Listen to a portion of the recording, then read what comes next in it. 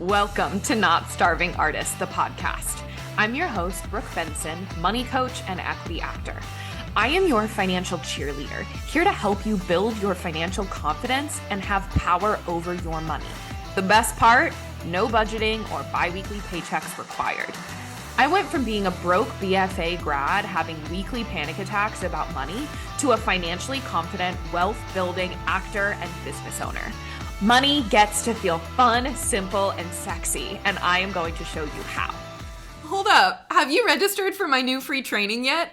It's called Get 3 Months Ahead on Bills with Fluctuating Income so you can do your art stress-free. The anti-budget money strategy for creatives. And it's happening on June 1st. I am going to walk you through why budgeting ruined my mental health and my artistic work as a creative. I'm going to teach you the 4-step process in the anti-budget money strategy. And I'm going to talk about how to get 3 months ahead on bills with fluctuating income and why this is the most important first step. And right after the training on June 1st, doors are going to open to my brand new group program, Cashed Up Creatives, which is the financial education your BFA never gave you. And it's helping creatives hit their money goals without budgeting or bi-weekly paychecks. Now, you want to be registered for the training because only people registered for the training will get access to a free bonus when you join Cashed Up Creatives in the first 48 hours. You're going to get a free 30-minute one-on-one money strategy call with me to map out your personalized money flow method that's going to help you get 3 months ahead on bills no matter what your financial situation is. So make sure you're registered. Link is in the show notes and I will see you there. Hello, everyone. Welcome back to the podcast. I am so excited to be talking to Catherine Yardley today. She is one of my incredible one-on-one clients. She's had so many moves, like literal across the world globe moves, and also tactical money moves that she's made during our time together. She's an incredible human being. I'm going to read a little bit about her and then I will let her introduce herself. Catherine is a recovering type A personality with a decade of financial services corporate experience. After taking an 18-month sabbatical, she moved to London and is building a life that's not centered around work, but around finding joy. Oh, Catherine, welcome. Thanks. I'm excited to be here. Yeah. So as we start, I would love for you to elaborate a little bit more about where you are now, what's going on in your life, where you're at. A big life transition just happened, so go for it. Yeah. So, tactically right now I'm in London. I moved here almost 2 months ago now and started a new job. So went from like a really big corporate to like a smaller, more fintechy company, and starting to like slowly kick off a coaching business on the side, which has been amazing. And just trying to find more ways to have fun. So like a friend and I are about to start a croissant bracket to like go through and like rank croissants in London. And we're going to we were planning a podcast about our croissant adventures called the Croissant Blog, which is like a New Girl reference. It's a detailed remembrance of the landlord episode of New Girl. And so we're calling it the Croissant Blog. And so it's just like stupid and fun and just like doing something to do something, which I think is pretty reminiscent with how I'm trying to spend my time and energy and money now. So that's where I'm at the minute. This is so good. Also, for everyone listening, this is the first time I'm hearing about the croissant blog. I'm obsessed. Okay, so tell us now, because when we started working together, you were right at the end of your time in that specific corporate job, like right as you were heading into your sabbatical, which is part of what we started doing, is creating that plan for your sabbatical. So talk to us about where you were at that time in your life. So then now take us all the way back to your old job. Take us back to where you were before. We got some burnout that was happening. Take us there. So it was almost 2 years ago now, which is like both, it feels much longer and much shorter. But basically I had been in like a pretty high pressure job in one way or another for like 5 years at that point. And had historically had really bad work-life balance, and not just around like the number of hours I was spending at work, but just like the amount of work I took home and the amount of energy I was spending thinking about work, even if I wasn't physically there, like physically have my laptop open. And so I was just miserable. Like, I think I was probably borderline depressed, if I'm honest. I was working from home, and so I could basically be in sweatpants or pajamas for work and just sort of look nice from about what everyone can see right now. And I was freaking out about everything. Like I was really burnt out and really panicked about pretty much everything. And I think I had seen something of yours and was like, if I could just fix my money, like clearly the thing I'm going to panic about the most that I could touch was my money. And at that point, I think we started working together maybe 2 months before the like potential of sabbatical was there. And so originally it was just, I knew I wanted to move to London. I was in DC at the time. I lived in London for a few years prior, was like back for a couple of years in the US and wanted to move back. Didn't know how to get there, like wasn't sure what that was going to look like, knew I was really unhappy. I was sort of panicking about everything. And like money was the thing I latched on to. And so we started working together. Because I was like, money is clearly the problem here. Like, clearly the big issue I have is not having enough money, which was like not actually the big issue I had, but it was a place to start, basically. And it's crazy that it was 2 years ago. Yeah, hugely, wildly different life now that you're in. And like even just in your headspace, which we'll get into, like healing the burnout and what that took and like the priorities and boundaries that you put in place now. So do you remember the first things that we did together? Were obviously systems and like strategy, because we always attack financial anxiety from the strategy first, and then it uncovers the deeper stuff. So what do you remember about what we started doing first? Remember one of the first homework assignments you gave me was to make a list of all my money leaks. So I was trying to think about like one of the first things and like, you know, what were some big wins? And the thing that came to mind is so silly, but it was like this big honking thing on my money list, which was I had from my grandfather who had passed away a like set of stocks. So he had like worked for Bell Atlantic or something that had been like acquired by 16 companies and was now Comcast stock. And it sat in a separate account and there had been all these issues. My sister and I had it and like her name was on my social security and vice versa. And it was a whole mess. And I had it. I didn't know how to log into the account. And I was like, I don't think I've paid taxes on this account in 4 years. I don't know what's in it. I was just it was one of those things where the anxiety of thinking about dealing with it was so big. And so I made this money list and it was like money leaks list and it was at the top of it. And that was one of the first things that I remember was like, there was, you know, a little bit of work around my beliefs about money, but like the tactical thing was like that list and getting it down on paper and a little bit of like, oh no, but then also just some of them were easy. And so I was like, I can do this. I can like check something off. And it was nice to get some quick wins. I think it took me like 4 or 5 months to actually get to that last Comcast stock thing, maybe even 6, because it was like such a avoidance. And then I did it. And I think it took me 20 minutes. It was 20 minutes. I remember you texting me like, I did it 20 minutes. And I'm like, really? We've been avoiding a 20-minute task for 6 months? For like 5 years. Like it was a real, like definitionally a money leak of like something that was actually not that hard to deal with. That took me no time, but that had been weighing on me for 5 years.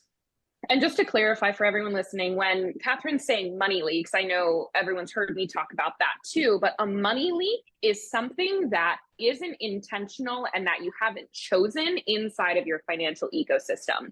So this could be, like a to-do list task that's just been lingering, or an old 401k that you haven't rolled over, which like I remember some of the investment accounts having to consolidate them for you. That was on your money leaks list. Things that are like a subscription that's coming out of the wrong account, any of that stuff, it's like a list of things that aren't urgent, but they're slowly leaking and draining you. And it feels like your money life's a mess when all you have to do is plug up a couple of leaks and all of a sudden you feel more in control. So I just wanted to clarify what a money leaks list is. And for you, your money leaks list was quite long, right? Yeah. Of like, every couple of weeks you would send me like, I completed X, Y, and Z from the money leaks list. And then finally it was like, the money leaks list is done. So yes, that definitely was one of the first things we did.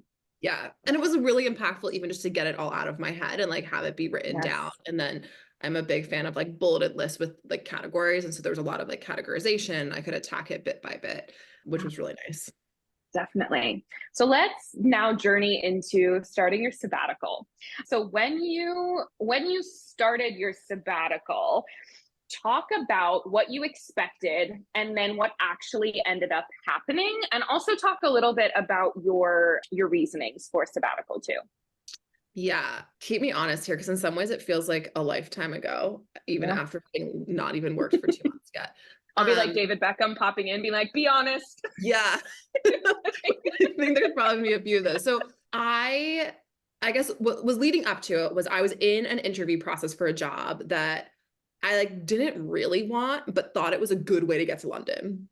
And they were stringing me along really badly. Like it was a mess. Like I feel like every other week it was like, oh my gosh, I've heard from them, or just kidding, they want a 15th interview, but they haven't told me what the timeline was. And it was really stressful. And I had been really honest. So I was chief of staffing at the time. My boss was really senior. And so and we'd had a really good relationship for a long time. And we had been chatting about what my next career move was. And eventually she was like, what if we just gave you redundancy? Like, what if we have an option where you leave and like we'll basically like pay you as though you're redundant, even though like it's not really, but we can like tweak it. And I remember initially not wanting to do it because there was like, even though at that point the job was still on the hook and they had told me they were going to give it to me, it just like hadn't happened yet. And so like I thought the job was going to come and was going to start. This was like September and I thought it was going to start in March. And so I thought the job was coming, but I was still like, I could just like do a temporary job for 6 months. Like I don't need the time off, feels silly. Like it somehow felt like I didn't earn it. Like it felt like I was taking some sort of weird thing that like fairness is a big value for me overall. And it felt like I was somehow cheating. And that felt like really weird to sort of just be given. And at the time I didn't know how much money the redundancy was going to be. And it ended up being way more than I thought it was going to be, which I suspect we'll get to later. But I didn't know how much it was going to be. And I was just like, I don't know, this just like feels kind of weird. And so I had a lot of hesitation on just even taking the time. So I had like this identity version of myself as someone who like was a real hustler, like worked really, really hard, was always willing to do the extra project or like take the really hard job or work the extra hours or whatever the thing was. And so taking a break and sort of taking what was like an easy way out somehow, like felt really weird to me. And so I was expecting just like, I think because that's how I was thinking about it for myself. I was expecting other people to respond like that too. And we had like so many conversations around how do I tell people that I don't have a job when people are like, what do you do? I'm like, I don't do anything. I laze about all day. And like for the first few months, I literally lazed about all day. Like I took so many naps. I like got LASIK. I watched my nephews and I took naps and read books. Like that was what I did for the first 3 or 4 months of my time off. But there's a really big thing around like, what do I tell people I do for a living? How do I explain this time? Like, how do I justify why I need it? Like, I'm in my early 30s. Like, why do I, I'm like single in my early 30s, have no children. Why do I need time off? What am I doing? This is like the time that I should be like busting hard and like leaning in or whatever. And then like 18 months on, like, I just didn't care. Like, like I had like some humorous, some serious like versions of like, what do you do? And like, I don't work. I don't do anything. And like, not in a self-deprecating way, but just in like, I don't actually care what you think. So like, I picked whatever like grab bag response I wanted. And so from a like mindset perspective, from the beginning to the end, because I got the job I'm in now in January. So I had like 15-ish months where like straight up did not have a job and didn't have a plan. Because my job process for the role that I'm in now like took 2 weeks. It was really quick.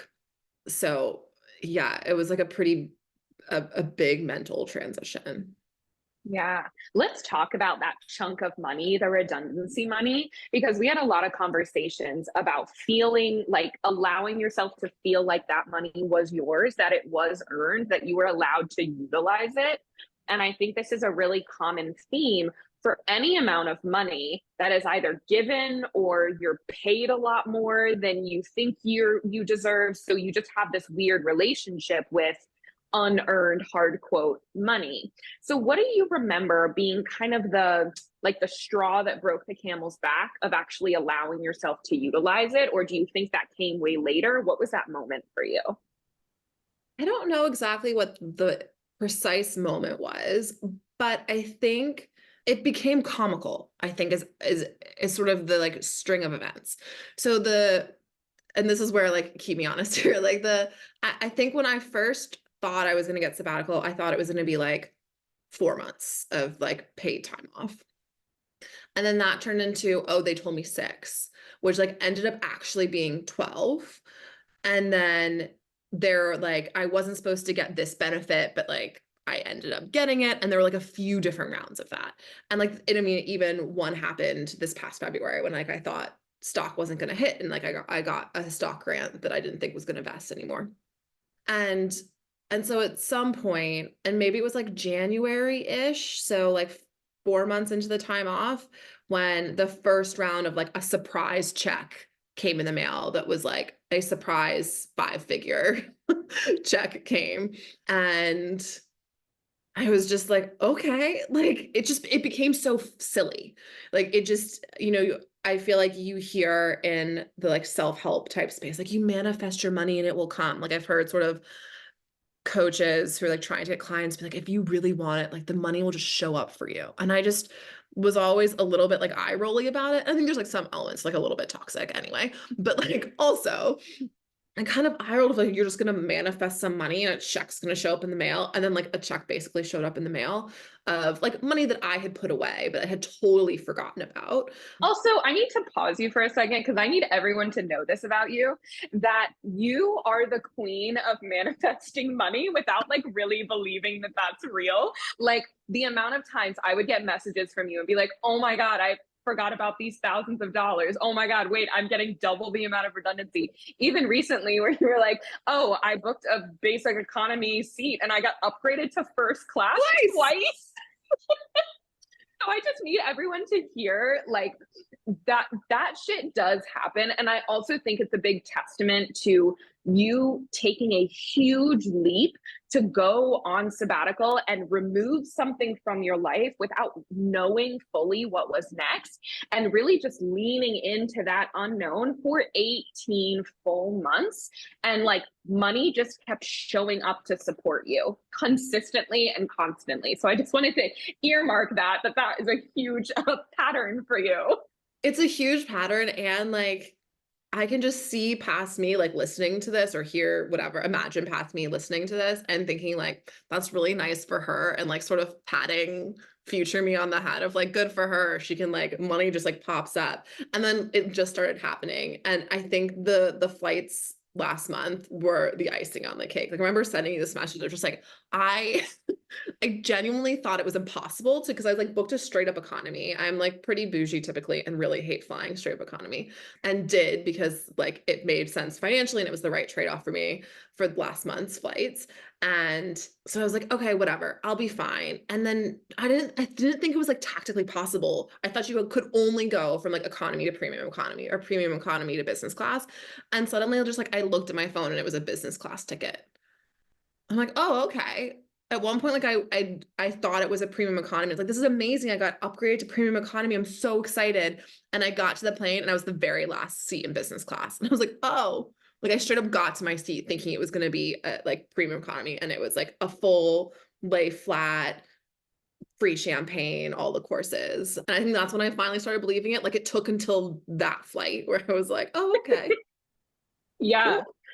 I also want to talk about because we had a lot of conversations about booking plane tickets because you do a lot of travel and feeling okay buying the business class seat, buying the lay flat seat in order to go on these trips to feel revived, but then also sometimes choosing to not get those tickets because of X, Y, and Z reasons. So I want to come to that via kind of going back to allowing yourself to feel like this money was yours, which had a lot to do with allowing yourself to spend it in ways that fueled you and helped heal you without having that full final destination in mind. So can you talk a little bit about how spending felt for you? Like you can talk about those flights, you can talk about what you remember in resistance to spending, go for it.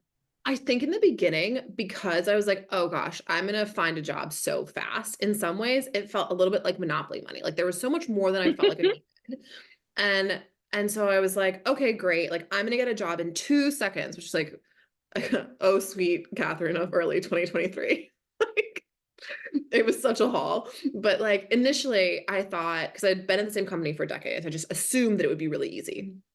And I in the beginning, I think I was comfortable doing it. So the first big trip I took was to Egypt, and then I had Patagonia booked shortly after. And because I thought, oh, I'm going to come back from Patagonia and find a job so quickly, it felt like a no-brainer. So like I flew business class round trip to Egypt, which was the most I've ever spent on a flight, and 100% worth it. It was a lot of travel. Like Egypt was really hectic. I'm not a great sleeper. I hadn't been sleeping super well in general. Like around the same time, I decided to start working with a nutritionist. I think it was around the time that we re-upped our coaching package. Like I was doing a bunch of stuff to say, I'm so burnt out. Like I am not okay. I'm gonna get a job soon anyway. So like I might as well use this time to get better. And it was still like very type A, like yes, healing, but also I'm going to heal in this order very quickly, and I'm gonna do 6 things at once, and I'm going to heal. And it was like kind of like death gripping the idea of healing and not being burnt out. And so those trips were both amazing. And like, you know, I think for Patagonia was the first time where I was trying to figure out, do I actually decrease the class that I fly? Like, is the wellness decision actually to fly not business class, because, and that's like feel a little bit better. But there was so much around like, what does it say about me if I choose to spend my money in this way? Like, how will other people react? There was so much in the beginning around, what will my friends think if they find out? Like I was flying alone. If they somehow find out, aka I tell them that I'm flying business class, like what if they judge me? I'm like, they're not on the trip. They're not on the plane. They will only find out if I tell them. And like ultimately, which is what I found the whole time, like if you say something with confidence and like peace in yourself, like no one asks any questions. Like they just don't care that much. And I feel like we had that conversation in calls like 4 different times of like, if you just say it confidently, no one cares what class of flights you fly. Like no one cares at all. And a part of that too was, whenever you're afraid of what someone else is going to think of you, it's because part of you thinks that about yourself. So I remember a huge part of what we were working on is you getting clean on like why you love flying business class and why it's so worth it to you, so that there was no part of you that was like, this is excessive. You were just like, no, no, no, this is the standard. Well, and I think it was also like it was the same thing with like I was shopping at Whole Foods a lot at the time of just feeling I didn't have to have a reason. Like, yes, I had to like get clean about it, but then like the reason could have literally been I wanted to. And like it's my Yep. money to spend, and I get to prioritize how I want to spend it. Like I wasn't shopping for clothing at all during that period. Like I just wasn't spending that much money. I wasn't eating out. And so like I was sort of prioritizing of like I'm traveling and I go grocery shopping. Like I can fly business class and go to Whole Foods because I like the vibe when I'm at Whole Foods a bit better than the other grocery stores in my area. Like it wasn't breaking the bank. It didn't mean my like money was super out of control. I wasn't like massively spending outside of my means, partially because I had like ranked, like I don't never go out to eat. Like I just wasn't eating out that much. I wasn't even like getting delivery that much because those things didn't matter. And so it was fine deprioritizing than like prioritizing business class flights and shopping at Whole Foods was like a real mental thing that I had to do. Yeah, definitely. So now going to this like chunk of money that you basically got all at one time, right? Yeah. So like your income wasn't fluctuating, but you also didn't have a consistent paycheck anymore, right? It was taking this big chunk. And how far can we stretch it? And I know we came up with a couple of different plans of like, here's how much you could spend every month if it lasted 4 months, 6 months, 12 months, a year and a half. Like we did all of that math. What do you remember from those scenarios and what you were feeling, and even how you like ebbed and flowed and how you felt about that system? Yeah, it was definitely an ebb and flow. So I think we probably every 4 to 6 months did it, probably maybe 3 to 5 months, like a new scenario version of it. Because like I had all these expectations about when I would go back to work and what that would look like. And they just kept being wrong. And so I was like, okay, well, yes, this money could stretch for 8 more months, but I'm gonna totally have a job in 4, so it won't even matter. And then suddenly I realized I wasn't going to have a job in 4. I'm like, well, can it stretch another 8 months? Can it stretch another 12 months? Like, what could that look like? And so it was a way that I managed the anxiety really of like, I'm not a big fan of uncertainty in general. So this was such a huge leap personally to take a bunch of time off. I had put everything into my career for 10 years and was basically saying like, I'm going to trust that I will pick it back up eventually at the right time.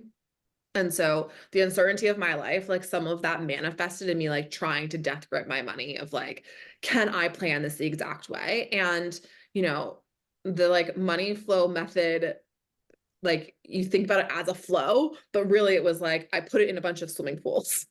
Like there was less flow and more just like, I had a bunch of water delivered and I like filled some pools and then was just like, I love this buckets from the analogy. pools, right?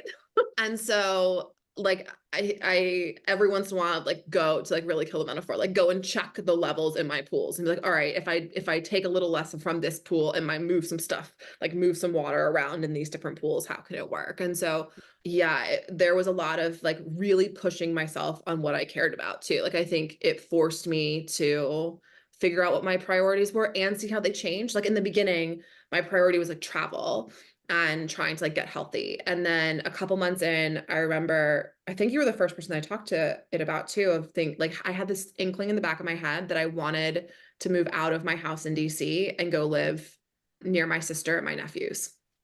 And it was just like this like weird random idea. And then it slowly took hold. And so I ended up like actually investing my money instead of living in DC, of like getting my house rented out and finding a temporary housing. You know, I decided like it just, my priorities ended up changing, and it was really interesting like to see what was I valuing, what was I prioritizing, and then how did the way that I spent my money and like the buckets that I filled look different. It's like I really wanted to go to flight school in the beginning. I was like, I've always wanted to learn how to pilot a plane. I had set aside a bunch of money to do that. And then there was always something that was like a little bit higher priority. And then I ended up using that money to like, my cats are flying over to London in 2 weeks. They come.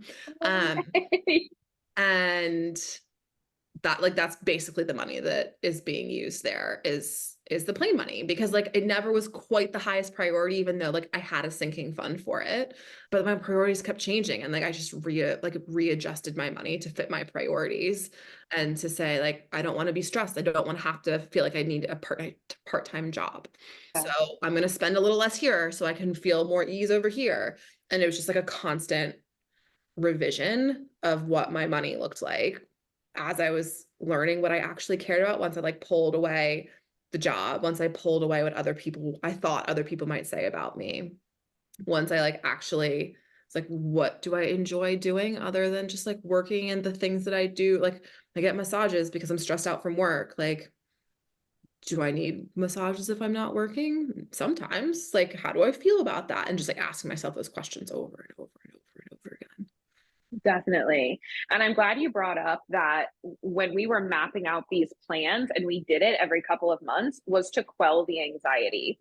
And so what we were doing there is basically seeing how many months of bills were you ahead of? Like how many months could you live on this money? And so I want to highlight that because the financial anxiety, money is a really easy place for it to like attach itself to. And so a lot of what we were doing was like your brain was saying, oh no, the money's running out, the money's running out, the money's running out. And we were like, oh, it actually can be, you are actually 12 months ahead on bills.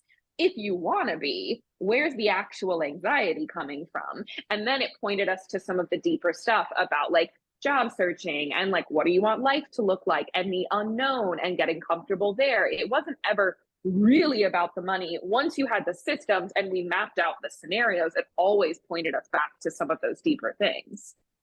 Yeah. And it was the, you know, I think it was literally the first call we ever had where I was like, I every once in a while, like wake up panic that I won't be able to retire because I don't have enough money in retirement. And you're like, all right, well, let's open your retirement account. And like, I don't know how much I had actually looked at it. I just like had this like vague worry. And it turns out like I wasn't actually worried about retiring. Like we looked at it and like, oh, I don't need to worry about this account. Like it's fine. Yeah, like you had multi-millions that were going to be there for you in retirement. Yeah. Like not just you were okay, you were set. No, like I was set. It was totally fine. And actually the anxiety was about what do I want my life to look like? Will I be able to, like, I don't want to spend my whole life working. I don't want to retire and be like too old to enjoy things. I don't actually like how I'm spending my time right now, but like, it was so easy just to like scapegoat all of my anxiety on money, which I've like done several times.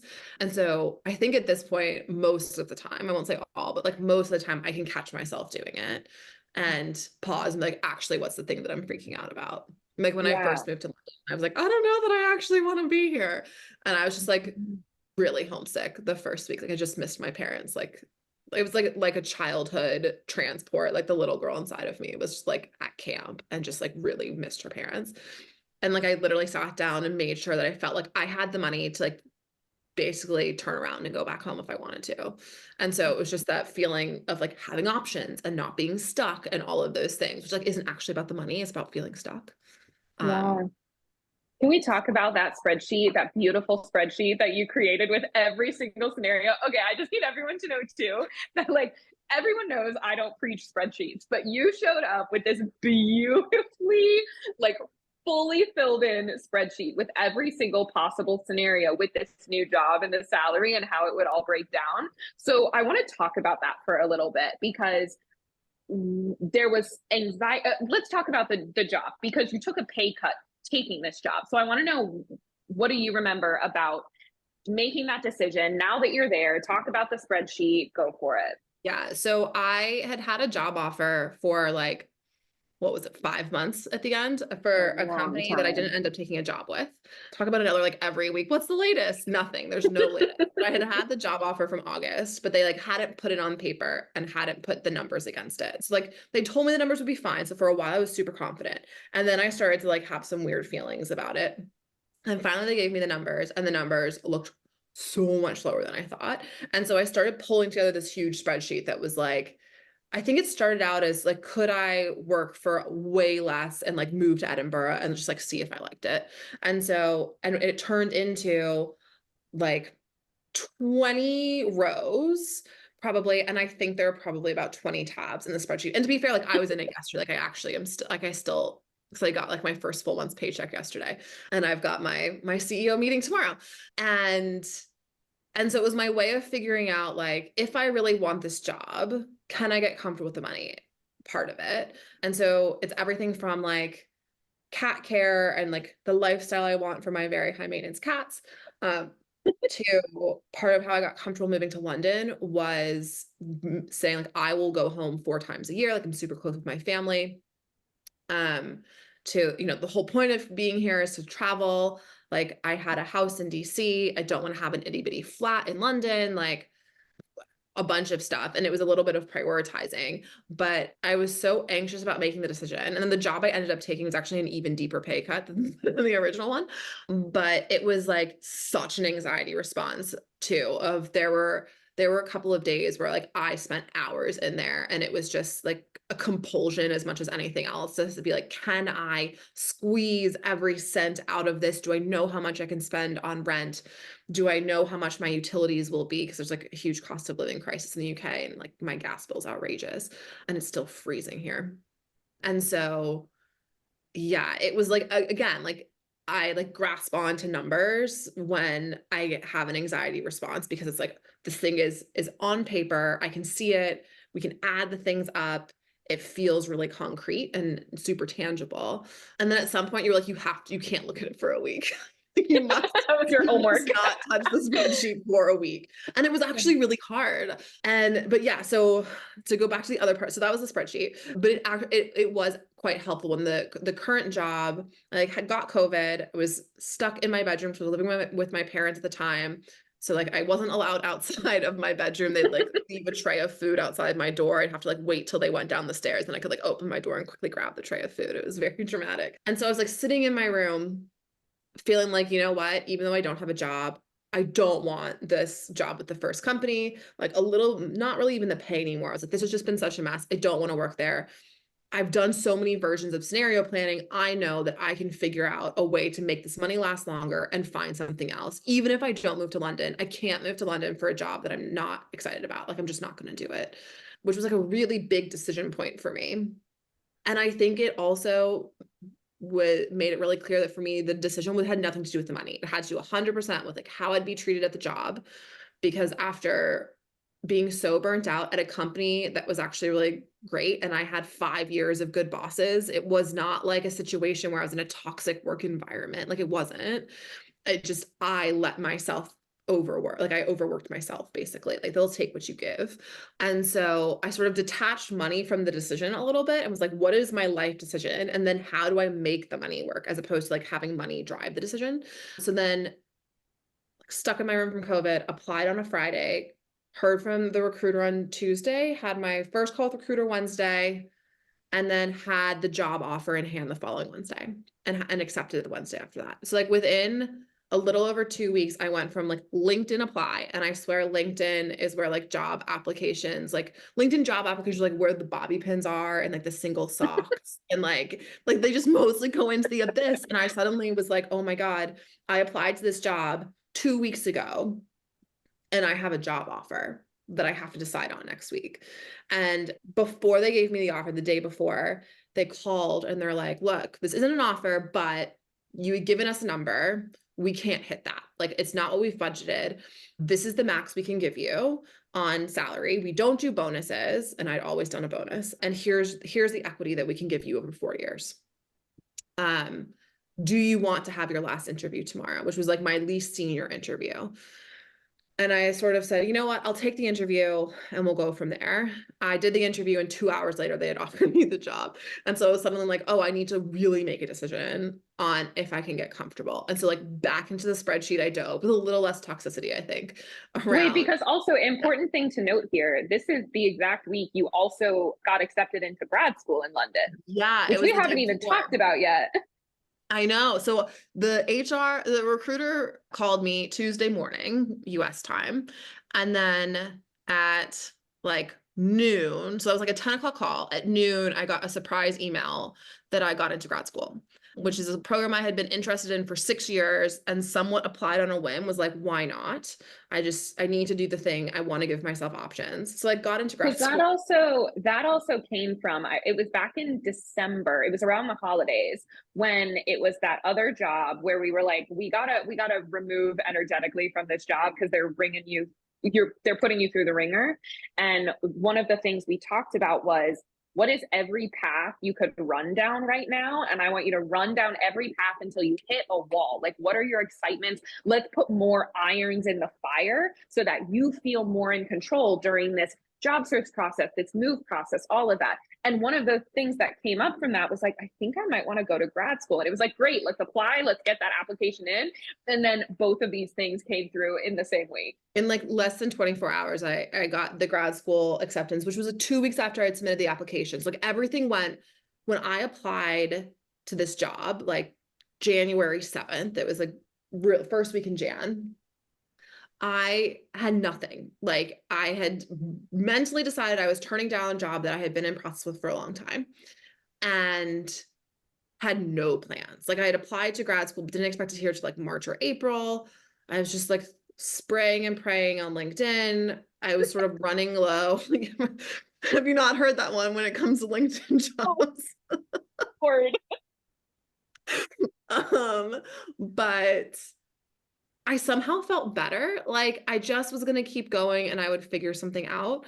And then it suddenly went from 0 to 60 really fast. And so it was like, okay, well, financially, what would going to school look like? Like I'm getting close to the bottom of the barrel of my redundancy. I've been out of work longer than I had planned. This job offer came in. It's a lot, like it's like a 40-ish% pay cut.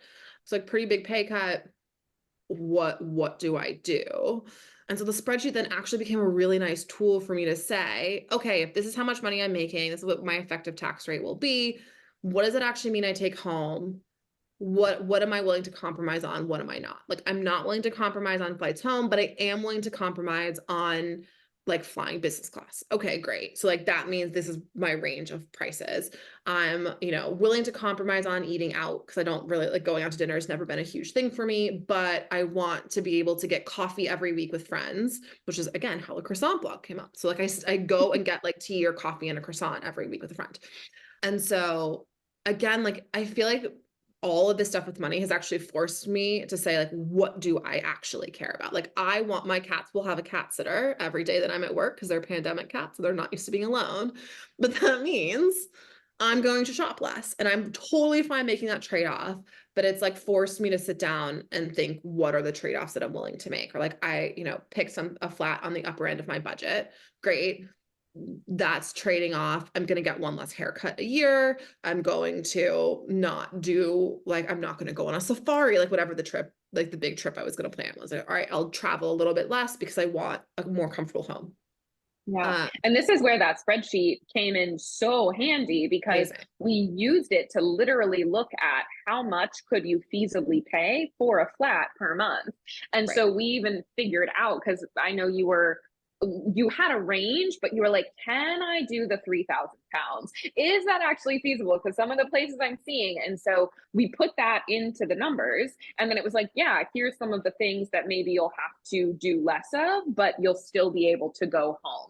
Because I think it was finding that core too, of like every single scenario, it had to be the case that your cats were taken care of well, and that you could still go home. Those were the two things that always floated towards the top, whether you were in like the X Games mode version or like the cushy good living version, depending on which what if we were playing with. Yeah. And I think the other thing that it like forced me to really look at was I had this anxiety around like not really saving, or having like right now be much more of a spending season. Like I was sort of in a spending season for 18 months, but it felt like it's sort of suspended from reality in a bunch of ways. And so I felt like I was moving into a spending season. And then we looked at the numbers a bunch of times, like, actually, this is a sustaining into, you could probably save in places. You're just saving differently than you were used to because you're labeling all your savings. And so like, it's still savings if you have a label for it, which is like, it didn't feel like. I was like, I remember at one point we literally went through and you're like, but you're saving for travel. You're saving for like gifts for your family. You're saving for trips home. Like those are all savings. I was like, oh, right. Like I'm saving. Right. Right. Just because I've earmarked the money doesn't make it not savings, which seems silly, but like was actually a mental thing I had to go through with that spreadsheet. Yeah, definitely. So now I want to ask, like, what I want to highlight here is that all of the numbers and all of the strategy that we were doing would always point us towards the thing that actually needed coaching on, right? Or the things that were actually the core things. Like, let's get the money stuff out of the way. You're good there. Did the math, did the numbers, good to go. Now let's move on to the thing that actually it needs to be worked on. I want to ask two questions here. One is, what are some of the biggest shifts that you remember, or like biggest ahas when it came to that sort of thing, that thought work? And then number two, are there any things that you continue to fall back on? Like during our time together, do you have affirmations, tools, things that just continue to stay with you? Yeah. So I think the biggest shift was I just care a little bit less about what everyone thinks. Like, which sounds really grandiose, but like so many of the conversations when we kept digging was actually, I was worried about like this amorphous person that didn't actually exist, like a faceless blob of a person that was going to judge my choices. And like that person shouldn't have, like that fake person shouldn't actually impact what I choose. And so I think that's probably the biggest thing that it took a long time. It's definitely like a very like spirally thing of I sort of fix it and then the next thing will come around, like fix it and the next thing will come around. And I think that's probably just one of my lifetime spirals of I will continue to have to fix it, but each time it gets a little bit easier. Because with the sabbatical, that was like weeks of me really struggling with how do I tell people that I don't have a job right now when I had defined myself by my job for so long, to like, thinking about starting coaching. It was like one conversation where you're like, really, like what are people going to say? I was like, oh, this is stupid. But it was like one slice of one conversation as opposed to like 4 different calls where like the major theme was no one cares that you're taking a sabbatical, Catherine. It's fine. And so I think that was probably like the biggest aha. In terms of things that I come back to, I feel like every once in a while I'm like, this is what Brooke's going to tell me. She's going to tell me like, stop, you're being insane. And I'm like trying to think of when that actually happens. I also want to clarify, I have never said the words, "You're being insane." No, you haven't. But You you know when you can just translated. like feel, because you know you're being a little bit insane and you can like feel the energy of like, no, I we're not remember there on was, calls. You're I like, you're crazy. do remember there was one time where we had written out all of your financial ecosystem. Again, this was like in one of the recent months, and your savings and everything we had earmarked, and we added all the money that you still had like in your account, and you were having stress about like, can I pay bills essentially? And I just remember circling multiple times the big chunk of money that was in the savings account. I was like, are we stressed? Are we stressed? This is a lot of money, you're fine. And so, and I think, so I guess I think the stuff that I fall back on is like, you know, right now I don't have a credit card, like everything is off of like a fintech debit card. So it's actually really easy to categorize my spending. And so April was the first full month of like living in London and having spending. So there's like some really tactical tools of like, you know, I'll just sit on the tube and I'll categorize my spending, and I'll just see how I'm tracking. And because I have the spreadsheet, like I actually know what I feel okay with spending in a month. How am I tracking? What's a one-off? What do I think is ongoing? Just sort of like making some decisions like that. I think there's stuff like that. There's a bit of actually what are my values in the situation. Like I just bought new running shoes. I want to run a bit more. I had a moment of like, oh, can I spend $150 on running shoes? And I'm like, yes, this is important to me. My running shoes are old and like need to be replaced. They're not as comfortable. I need to take care of myself. This is what I do next. I got hit by a bike the other week, and I found a chiropractor and like bought a pack of 24 sessions and like didn't bat an eye. Like it wasn't part of my financial plan, but like I knew I was going to need it.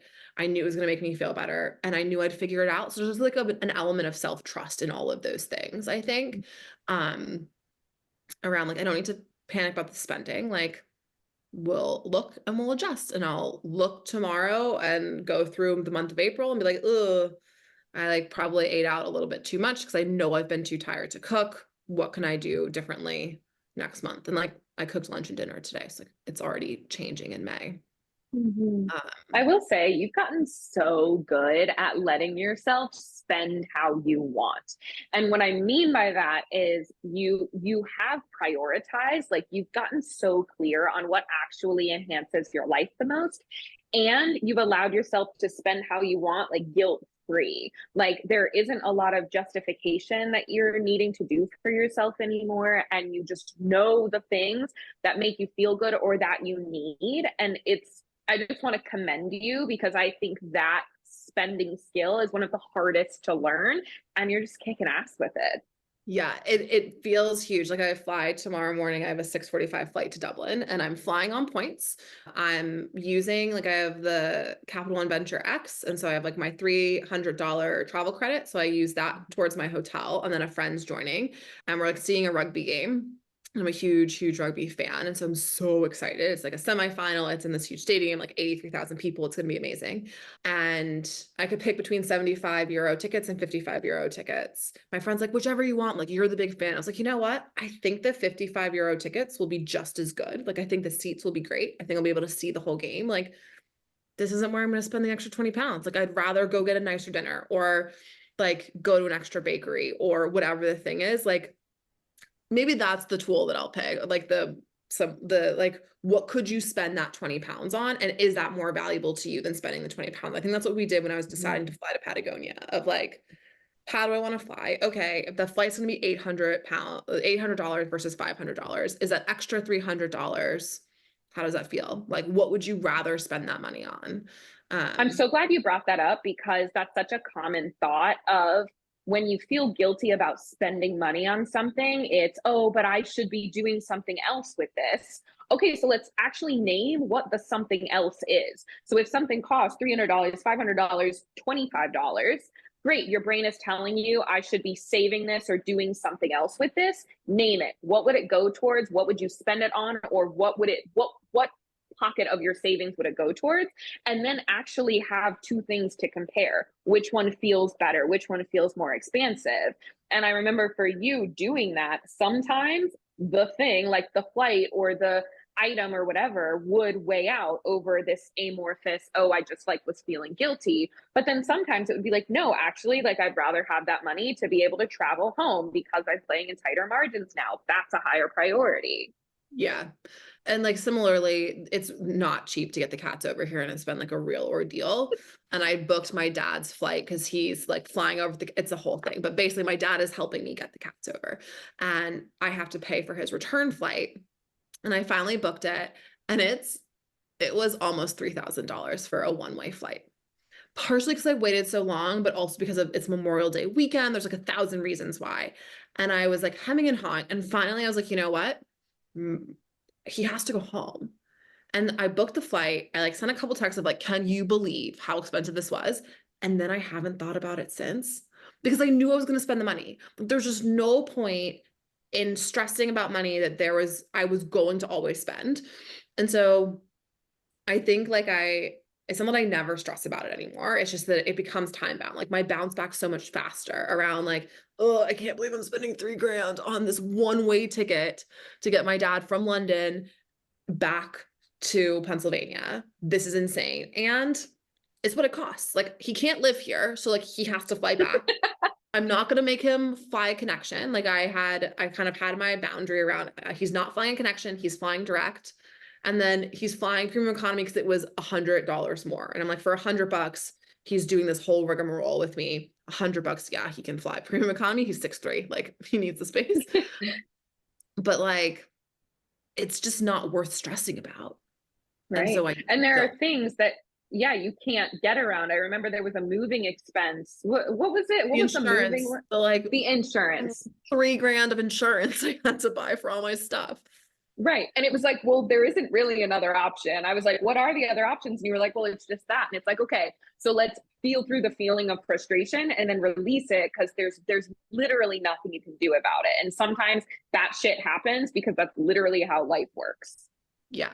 And so I think to true it back to your original question, I think there's like tactical stuff like money flow and sort of the review process of like in April, every week I was reviewing money. I'll switch to every month now that I have a better sense of what a normal month of spend would look like.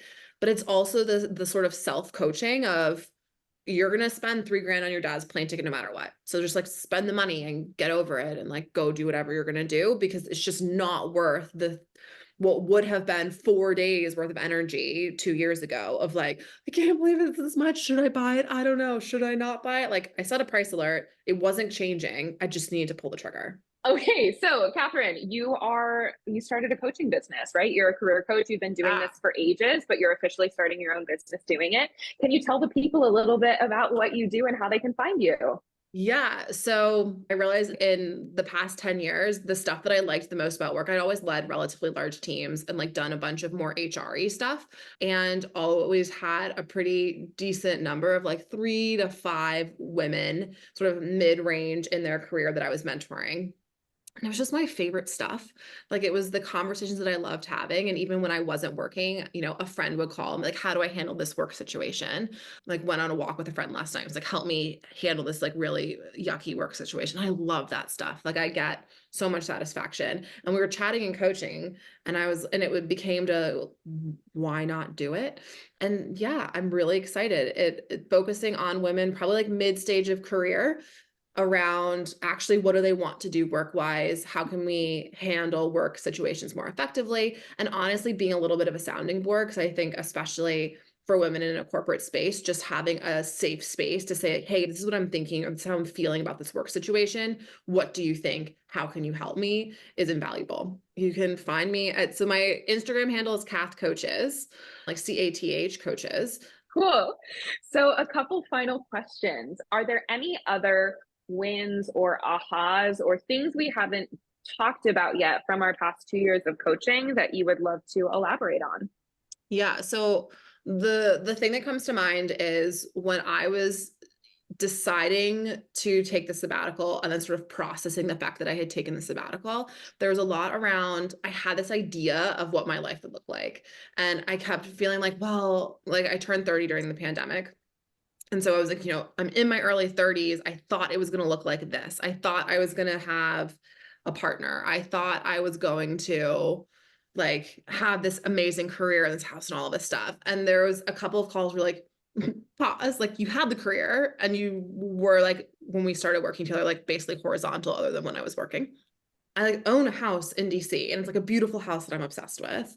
Like I had all the things, like I didn't have the partner, but like I had all the rest of it and I was like not happy at all. And so there was a bunch of stuff around like, what do I actually want my life to look like? And it's, you know, not attached necessarily to what my title is. It's not attached to how much I'm making, but it's way more attached to how I spend time and how I spend my time and who I spend that time with. And so in moving to London, one of the things that I have like held really firm on is what my boundaries look like at work. So like my hours are 9 to 6. I will like I have my email and my Slack on my phone, but it gets blocked before 8 a.m. and it gets blocked after 6:30 and I don't open it. So good. Like I just don't So touch good. it. People have my WhatsApp. If they need to get in touch with me in a fintech emergency, they can. But like, we're not saving lives here. Like we run a small business credit card. It's fine. And so it's actually made me feel a lot better. Like I'm still adjusting, honestly, to working 5 days a week. It's a bit brutal, but at the same time, like when I leave work, I mostly leave work at work. Like I had a really hard conversation with someone today and was like prepping for it. But then like it finished and I left work at work today, which has made a huge difference. Like I don't schedule meetings on Fridays before 9:30. So my friend and I can get our croissants. And so just like creating some of that boundary has been huge. And like I live in rented accommodation again, and I have a job where I'm making less money and like my title looks a little less fancy, but also I'm like flying to Dublin tomorrow to like watch my favorite team play in a huge rugby game. So like, what more am I looking for in that? Yeah. And what's so incredible about all of these decisions that you have made is they're not the ones that like on paper would make sense to other people, which is why it's so dangerous just to like blindly follow money advice that you see on the internet or like blindly just following the ladder that you're supposed to go on because it's going to lead you to a place you don't want to be. And so the intentionality between all of your inside all of your choices are so incredible because even though like on paper some of these wouldn't make sense to friends or family or people, and I'm speaking generally now, but like for you they make so much sense and are so much healthier and better for you than where you were. That's huge. Yeah. It's brave. It takes a lot of courage to do that. Yeah, it's been terrifying. Like it's been mostly terrifying, but the more confident I get, the more confident everyone around me gets with my own choices too. And it Huge. makes a world of difference, like have the support of everyone because they're like, oh, you clearly feel really happy and aligned. And like the energy you're giving off when you talk about this choice is really good. And so, you know, there were some hard conversations obviously too, but like broadly people get supportive much faster than I was expecting them to. Yeah, I love that. Thank you so much for sharing. Okay, so to close out, is there anything you want to tell the people about your time in coaching or anyone else who may be in a similar financial situation or work situation that you were when you first started out? Do you have any thoughts for them? I have two thoughts. The first one is I remember after like towards the end of one of our coaching containers, because we had a few, I remember saying, I feel like I haven't been talking to you about money. Like, am I using you in the wrong way? Like, is this okay? I remember that. Yeah. And because I felt really bad. I was like, she has this like really wonderful niche. Like, am I ruining it? Am I like the worst client ever? Because I like rock up and I'm like, my job, what do I do? And I think what I realized through that too is just like, it's like money is energy, is like an energetic thing. And it's a way to be intentional and it's a way to like make a bunch of choices. And so like there are tactical things, but like even the tactical is about being intentional and not running away from your to-do list, like getting stuff done. And so like it's so connected to everything because it's really like it's how you make your choices. What do you care about? What do you prioritize? So it was less about like, where do I put my 401k and much more about like, what do I care about and what do I want? And how do I have my money support me in that? And so I guess the first thing for the people is just making sure that like they know like the breadth of the stuff that you can get out of like the coaching relationship. If it's not just like amazing money flow method, which like is amazing and like I still use it, but it's much more about having a space to figure out, like, what do I care about? What am I willing to make sacrifices for? What am I going to work really hard for? And then the money stuff becomes really easy because I already know the hard part. And it's just like, oh, great. Like the money just like flows in the direction that like my energy is going and where I care about stuff. Money is the lowest common denominator to change your life. I love that you highlighted that because it's so true. Like the actual tactical money stuff is quite easy. The task will take you 20 minutes, right? But it's all the other stuff that makes it feel like it's going to take a lot more time and it's going to feel a lot harder. The second thing was that I realized that like the anxiety about money is always anxiety about something else. Even like in one of our last calls, like the anxiety about my job was the anxiety about something else. And so it's so easy to like pick the obvious thing in front of you to latch onto. And usually like ask yourself why like 6 more times. And you get to the actual thing that you're worried about, which usually isn't the money. It's usually not the job. Well, sometimes it's the job, but like for me, at least most recently, it was not the job. It was something else. And so making sure that you're actually like attacking the thing that is going to drive the feeling as opposed to the obvious thing that you can just like touch really easily. So that was probably like the takeaway to answer your second question. So wise, so true. Well, Catherine, thank you so much for joining us today. I am so glad that you got to share your story here. Thank you for being vulnerable and sharing everything. Yeah, of course. Thanks so much for having me. Thanks so much for tuning in. Come join me on Instagram for more on how to build a simple, sexy relationship with your money. My Instagram handle is @NotStarvingArtists. And if you want to dive deeper with me, head to the show notes to learn more about one-on-one coaching. If you love this episode, subscribe, leave a review, and share it with a friend that you want to get rich with.